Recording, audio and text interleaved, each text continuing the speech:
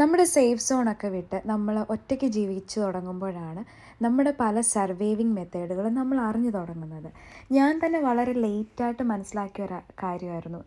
എനിക്ക് സ്ട്രെസ്സ് വന്നു കഴിഞ്ഞാൽ ഞാൻ ഒരിക്കലും ട്രൈ ചെയ്യാത്ത ഫുഡ് വരെ ട്രൈ ചെയ്യാൻ എനിക്ക് ഭയങ്കര ഇൻട്രസ്റ്റാണ്.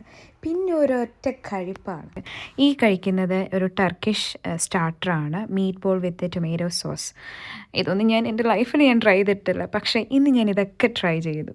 പിന്നെ ഈ റൈസും ആ ഒരു കോംബോ സാലഡും ചിക്കൻ കറിയും ഒക്കെ ഒരു രക്ഷ ഉണ്ടായിരുന്നില്ല എന്ന് വേണം പറയാൻ. പിന്നെ അവിടുന്ന് നേരെ ഇറങ്ങി റൂമിലോട്ട് ഒരൊറ്റ പോക്കാണ്.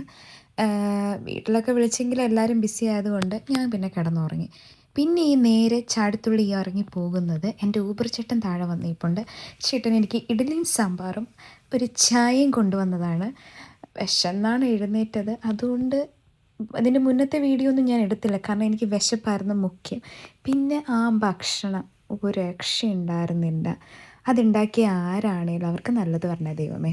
പിന്നെ ഇത്രയൊക്കെ കഴിച്ചിട്ട് ഈ പെണ്ണ് എന്താ ഇങ്ങനെ തന്നെ ഇരിക്കുന്നതെന്ന് ചോദിക്കുന്നവരോട് എനിക്ക് മനസ്സില്ല. എനിക്കിങ്ങനെയൊക്കെ തന്നെ ഇരിക്കാനേ പറ്റൂ. കഴിഞ്ഞ 27-28 വർഷമായിട്ട് ഞാൻ ആവുന്ന പണി നോക്കുന്നുണ്ട്. ഞാൻ ഇങ്ങനെയൊക്കെ തന്നെ.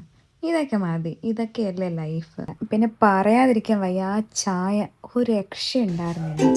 2 ഇഡലിയിൽ നിന്നുള്ള ഊർജ്ജമാണ് ഇനി നിങ്ങളങ്ങോട്ട് കാണാൻ പോകുന്നത്. Let's enjoy guys.